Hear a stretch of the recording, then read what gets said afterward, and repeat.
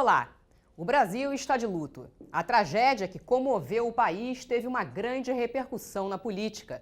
Na Câmara Municipal, vereadores fizeram 1 minuto de silêncio em homenagem ao candidato à presidência Eduardo Campos, vítima de um acidente aéreo, e lamentaram a morte do político. Uma notícia muito triste que abalou todo o meio político e toda a sociedade brasileira. É um jovem, uma família belíssima, que perde a vida cumprindo a sua missão de vida, que é representar o povo brasileiro e defender as demandas do seu grupo político e durante o período de campanha. Não há espaço para outra fala, senão a fala da solidariedade, do respeito, a fala da humanidade. Então, esse momento que é um momento de, para além da perda política, que também é uma perda política, Eduardo era um jovem político promissor, 49 anos, tinha certamente um futuro pela frente, que era um futuro importante para ele pessoalmente e para a política brasileira. Mas fora a perda política, a gente também, nesse momento, o que mais nos pesa é a questão humanitária. Família Reis tem, eu queria dizer, olha, toda a solidariedade nesse momento muito difícil da perda de um político muito jovem, que tinha um caminho longo pela frente, de um pai amoroso, de um ser humano acima de tudo. É trágico para o Brasil, no momento que o Eduardo Campos se colocava como um caminho, para que não seja somente um caminho que se desenhou um pouco aqui no Brasil, que é o caminho da bipartidarização. Não poderia de forma alguma deixar de lamentar profundamente o falecimento do jovem Eduardo Campos, não é? Que exatamente pela sua jovialidade despontava como uma esperança da nossa política.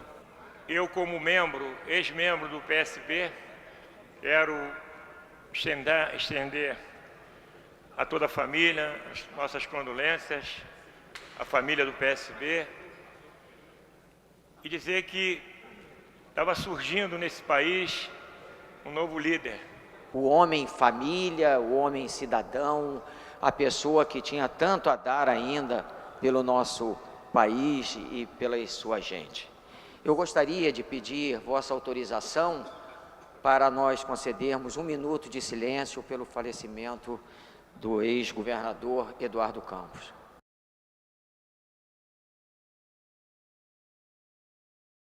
E o candidato à presidência, Eduardo Campos, já foi homenageado na Câmara Municipal. A homenagem foi em 2012. Eduardo Campos recebeu o conjunto de medalhas Pedro Ernesto, a maior honraria da cidade.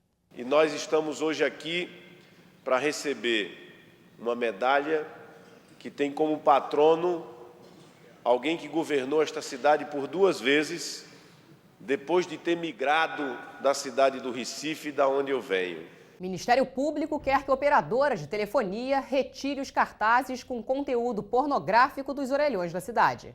Elas estão espalhadas pelos telefones públicos de toda a cidade. São constrangedoras e sujam patrimônio público.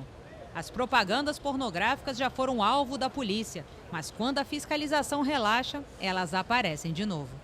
Agora o problema também virou caso de justiça. O Ministério Público alega que o conteúdo fere o Estatuto da Criança e do Adolescente. O órgão quer que a empresa responsável pelos orelhões da cidade remova as propagandas.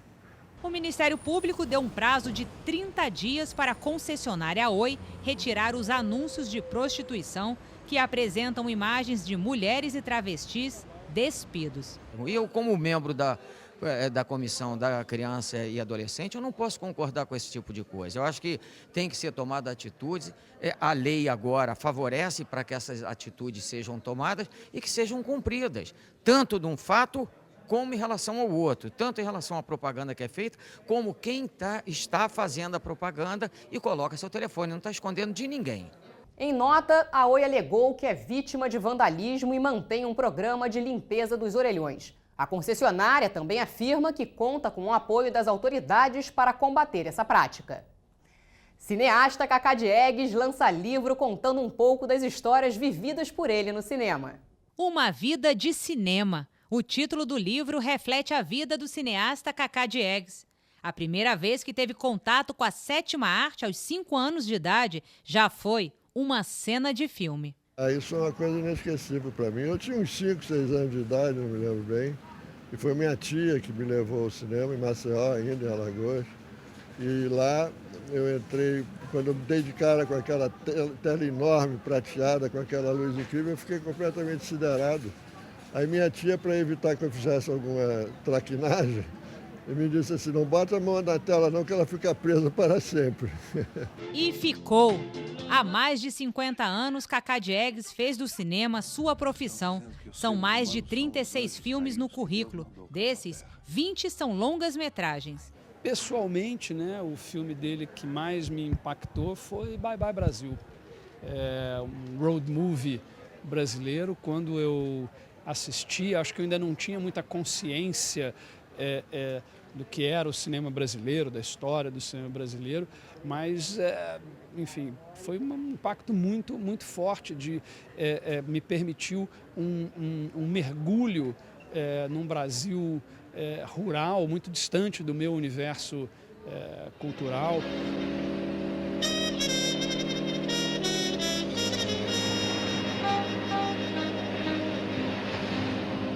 Olha aí, sanfoneiro. Isso aí é que é o mar de verdade.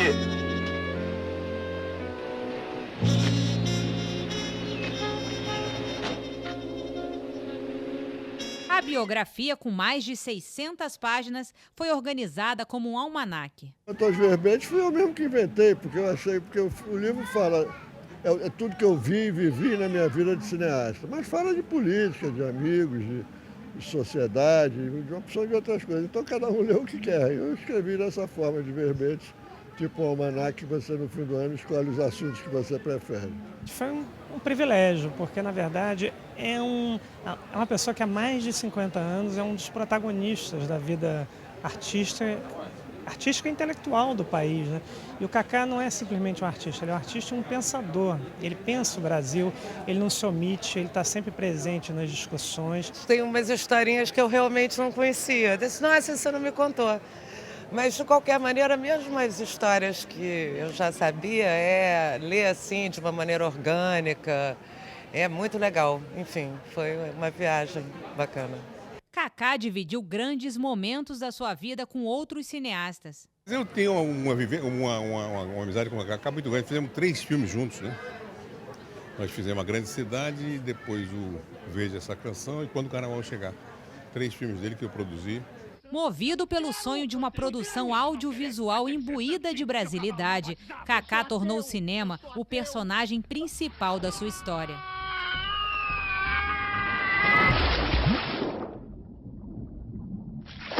O Cacá é cheio de histórias marcantes, né? Ele é um grande contador. Eu não sei o que ele faz melhor, se filma e se escreve. Eu acho que as duas coisas.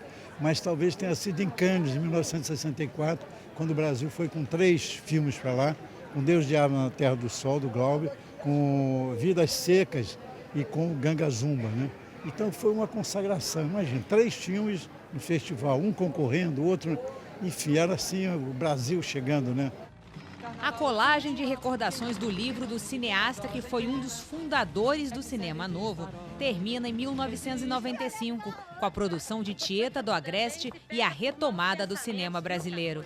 Cacá é um otimista com a atual situação do cinema no país.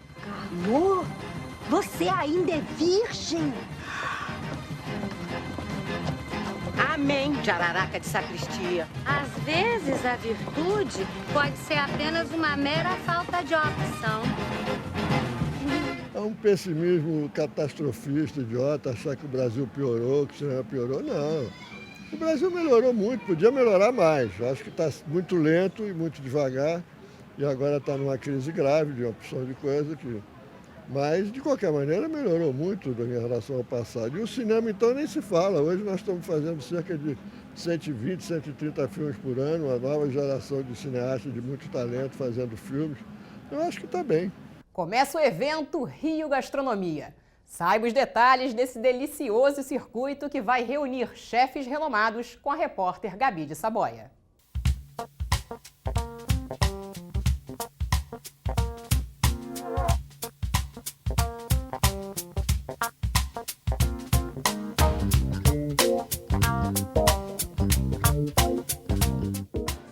mergulhar em uma nova experiência pelo mundo dos sabores. São mais de 300 estabelecimentos gastronômicos que participam do evento.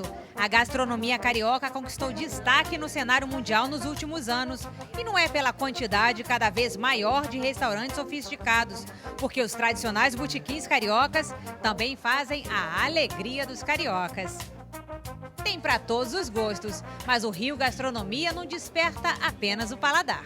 Nós temos 11 quiosques que são filiais de restaurantes premiados. Nós temos esse ano também uma outra novidade, que são os food trucks. A gente está trazendo 3 food trucks aqui para o Jockey. A gente tem um quiosque grande, que é o Pé Sujo, Pé Limpo, onde a gente reveza bares e botequins da cidade, tá? Entre esses 6 dias, cada dia vem um para cá. Enfim, a opção para comer e beber bem é infinita. Os eventos gastronômicos, sobretudo o Rio Gastronomia, é um evento que o Rio precisa, o Brasil precisa, porque é um evento que está democratizando essa questão da gastronomia, fazendo com que os chefes possam estar mais próximos aos clientes, que é o que nós queremos. A gente acredita que a gastronomia é uma coisa que todo mundo gosta, todo mundo aprecia. E a gente consegue enxergar a gastronomia em várias atividades diferentes. Por exemplo, o cinema, a gente tem os filmes que falam sobre gastronomia e a pessoa, além de ver o filme, ela pode vivenciar a gastronomia do filme após a sessão, onde a gente serve os quitutes que foram servidos no filme. Tá? A Cozinha Show, por exemplo, que vai estar aqui no primeiro final de semana, a partir de segunda-feira ela já vai estar nas ruas. É uma oportunidade que a gente tem de democratizar a gastronomia carioca, levando os grandes chefes e seus segredos, né, para as ruas.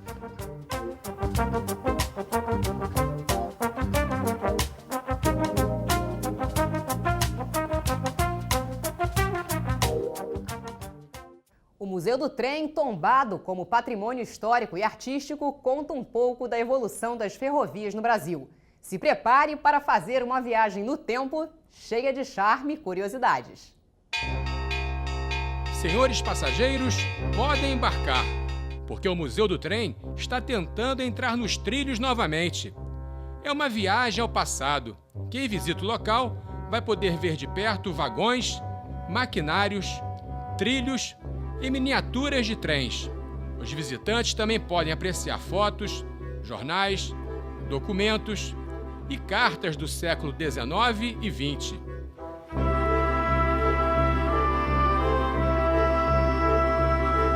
No acervo, entre as mais de 1000 peças disponíveis, 3 vagões se destacam. A gente tem aqui no museu 3 carros que eram usados por pessoas que foram extremamente importantes para o país. Tá? Um deles é o carro do imperador Pedro II, tá? Que corria na ferrovia chamada Estrada de Ferro Dom Pedro II, até o dia da proclamação da República, que passou a chamar a Estrada de Ferro Central do Brasil. O outro é o carro do rei Alberto da Bélgica, que veio ao Brasil na década de 20 do século passado para fazer a inspeção da extração de ouro na mina Morro Velho, lá em Minas Gerais. Tá?